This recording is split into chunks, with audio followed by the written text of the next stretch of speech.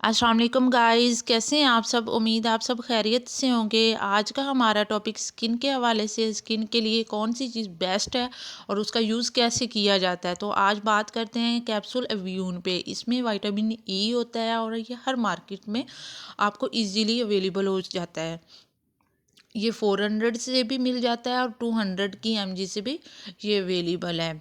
और ये इसका जो मेजर जो काम है ना हमारी स्किन को रिपेयर करना, स्किन के ऊपर जितने भी डेड सेल्स होते हैं उसको रिमूव करना, स्किन के ऊपर ब्राइटनेस लाना, स्किन की जो पिगमेंटेशन होता है उसको ख़त्म कर देता है, डार्क सर्कल को भी रिमूव करता है और स्किन को ब्राइट करने में भी इसका काफ़ी ज़्यादा रोल है। इसके अलावा जिनकी स्किन बहुत ज़्यादा ड्राई रहती है उसमें भी इसका काफ़ी अच्छा यूज़ है। और उसके बाद जो स्किन होती है वो एक तो उसके पोर फिल हो जाते हैं, दूसरा स्किन में शाइन आ जाती है। अब बात करते हैं कि इसका यूज़ कैसे किया जाता है।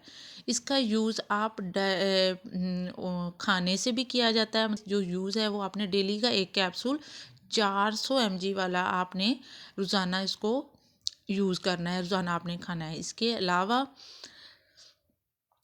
कैप्सूल को आपने डायरेक्ट कैप्सूल आपने फेस पे अप्लाई कर सकते हो।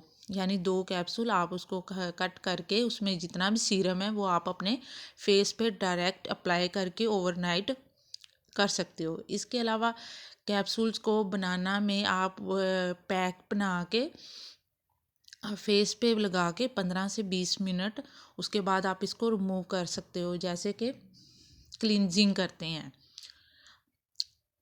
इसके अलावा कैप्सूल को हम इन कैप्सूल्स को जो हमारी नाइट क्रीम होती है उसमें भी आप मिक्स करके तो आप ओवरनाइट फेस पे लगा सकते हो। इसके भी काफ़ी अच्छे रिजल्ट्स मिलते हैं।